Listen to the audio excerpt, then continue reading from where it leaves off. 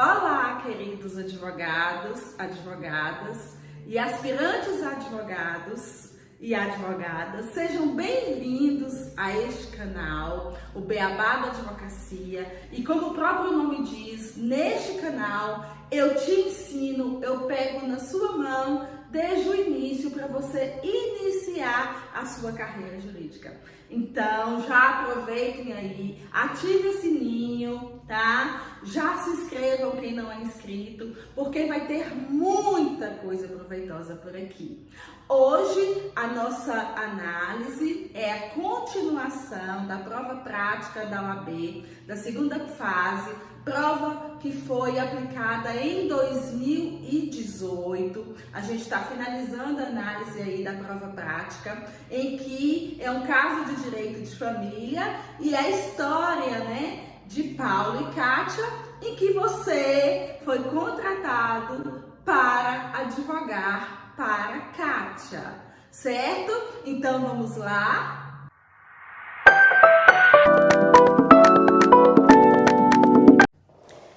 Vamos a mais um caso prático aí na prova prática da OAB. Desta vez essa prova é de 2020 agora, aquela prova de questões abertas. Lúcia é viúva, mãe de 5 filhos pequenos e está desempregada, sem ter onde morar e sem ser proprietária de outro imóvel. Lúcia adentra sem violência, à vista de todos, um terreno. Então ela achou um terreno lá e ela ocupou esse terreno. Esse terreno estava vazio, e aparentemente não tinha ninguém. Lúcia ocupou esse terreno porque ele estava abandonado. Na informação, na questão, a gente sabe que esse terreno tinha 100 metros quadrados e era na zona rural do Mato Grosso do Sul, de Campo Grande, no Mato Grosso do Sul. Ela ocupou esse imóvel, olhem os dados, absorvam aí as questões que nós temos que analisar aí. Aí não é uma prova prática, mas aí são 2 perguntinhas que você vai responder, 2 perguntas abertas. Em 2013 é que ela entrou nesse imóvel e, com a ajuda de amigos, ela construiu um pequeno cômodo e começa a plantar. Porque ela tinha filho, ela tinha necessidade de se manter, então ela começou a plantar nesses 100 metros quadrados aí para garantir aí a subsistência da família, tá? E como que ela garantia essa subsistência?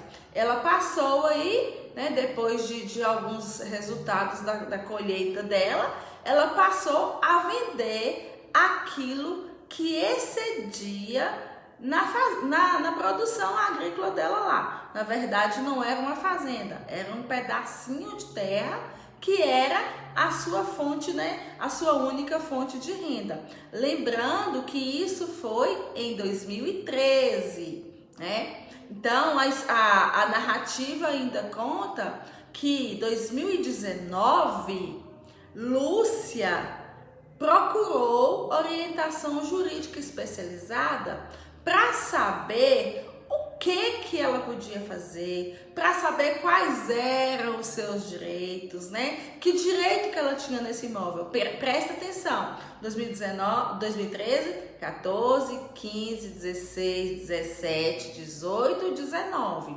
Se passaram 6 anos e durante esses 6 anos ela ocupa esse imóvel sem oposição.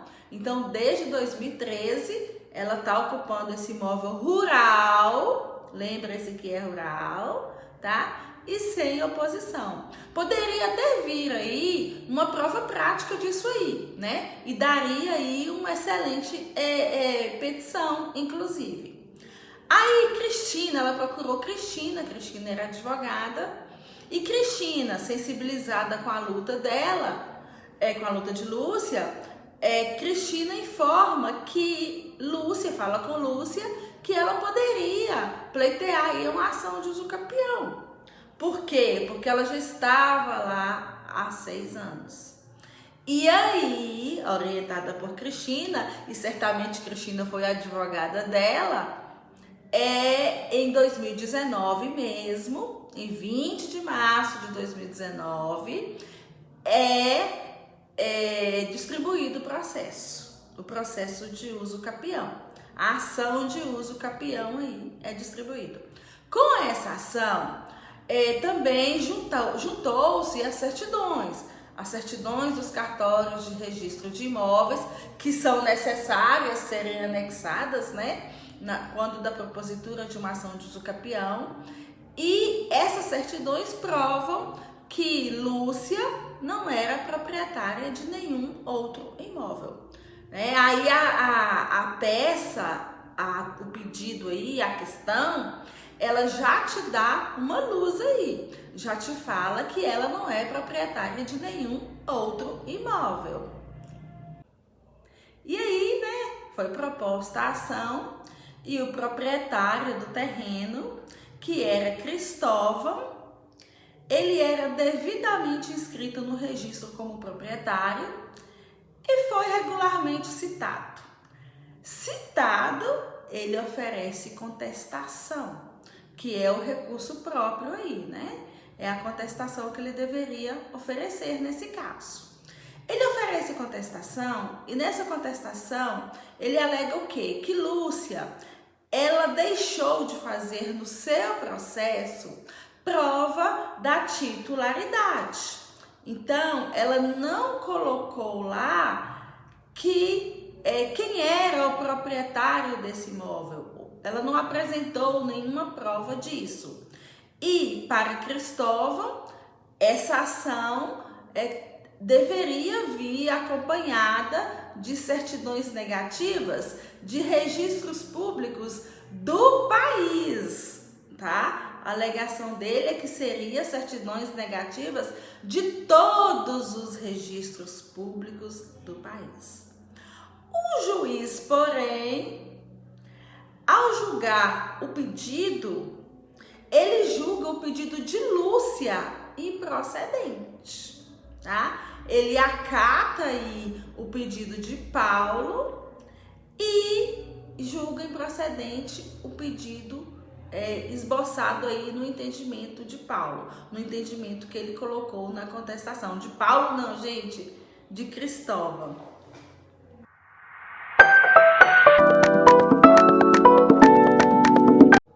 Ato contínuo, depois que Lúcia propôs a ação, Cristóvão, ele era o proprietário do imóvel. E como proprietário, o que ele fez? Ele apresentou a contestação. Ele foi citado para a contestação e apresentou a contestação. Nessa contestação, o que Cristóvão faz? O que ele alega nessa contestação? Qual é a argumentação dele? Ele alega que Lúcia deixou de fazer prova da não titularidade de outro imóvel. Então, ela não fez prova de que ela possuía outro imóvel e que ela deveria ter juntado certidões negativas de cartórios de todo o país, né? De todos os cartórios, de todos os registros públicos aqui, no caso do Brasil, né? Que Lúcia é brasileira e é regida pelas leis brasileiras. Então ele alegou aí que ela não deveria ter juntado só certidão negativa de propriedade dos cartórios daqui, ela deveria ter juntado certidão de todos os lugares.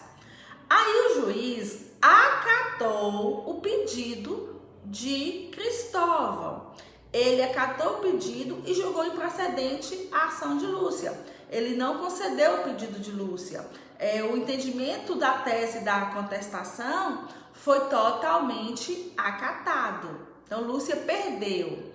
Ela perdeu, né? Na linguagem comum, Lúcia perdeu a ação aí, em decorrência do que foi esboçado da contestação de Cristóvão. Aí vem a questão da prova. O que a questão pergunta? diante do caso narrado, responda aos itens a seguir. Aí vem duas questões, gente, que você vai dissertar aí. As questões valem 1,5 ponto, tá? A pergunta é: Cristina, como advogada de Lúcia, ela fez a orientação correta para Lúcia? Essa questão vale meio ponto. Então, ela orientou Lúcia corretamente a respeito da ação de usucapião? Foi a ação correta para Lúcia entrar? E a segunda questão que vem aí é que Lúcia perdeu a ação, né? Lúcia perdeu a ação. Então, se Lúcia perdeu a ação, a sentença foi proferida desfavoravelmente em favor de Lúcia, o que Lúcia tem que fazer agora? Qual é a medida cabível? Qual é o recurso? Qual é a medida? O que Lúcia tem que fazer? E qual a fundamentação? Essa questão vale 75 pontos, tá? Então, vamos à análise aí dessas duas questões. Considerando aí os termos, né, dessa questão aí toda de Lúcia aí, ela quer adquirir uma propriedade.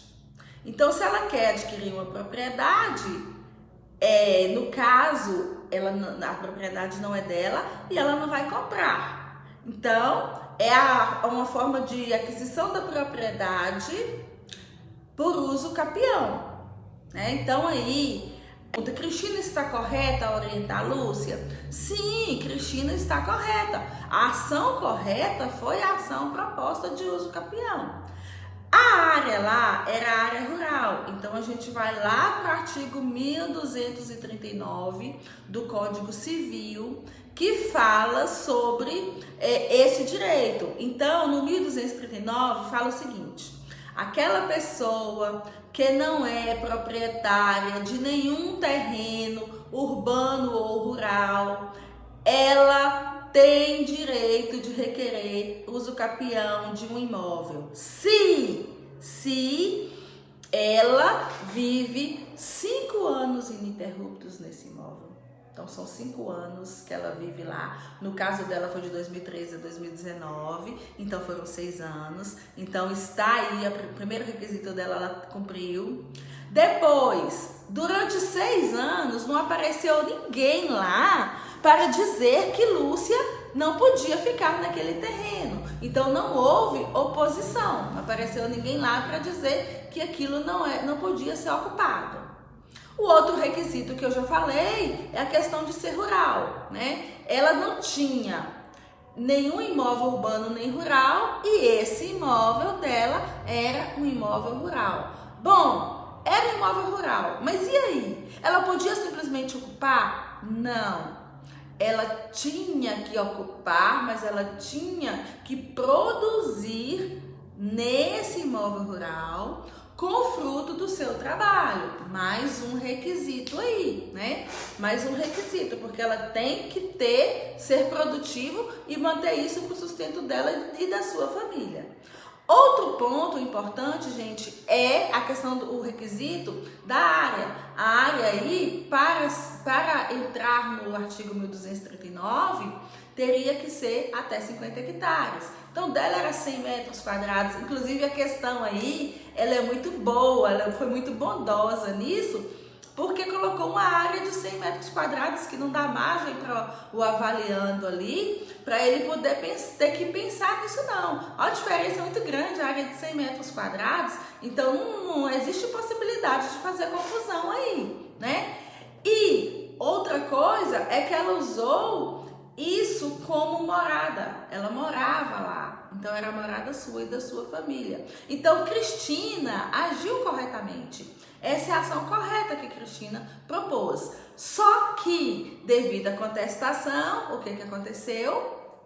Lúcia perdeu a ação porque o juiz acatou a alegação do Cristóvão, que era proprietário do imóvel, de que ela não tinha anexado as certidões. E aí, nesse caso, a pergunta 2 é o que ela tem que fazer, né? Qual a próxima medida? Cristina vai fazer o que como advogada de Lúcia? Cristina vai fazer o recurso de apelação, né? Que é o recurso cabível contra a sentença.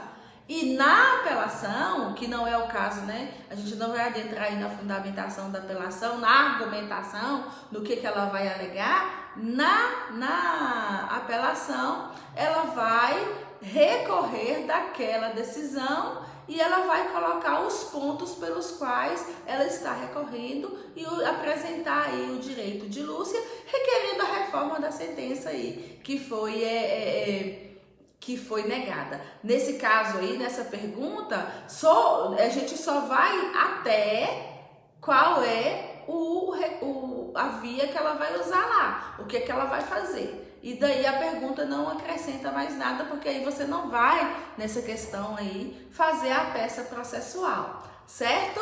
Mais uma questãozinha aí para nossa conta.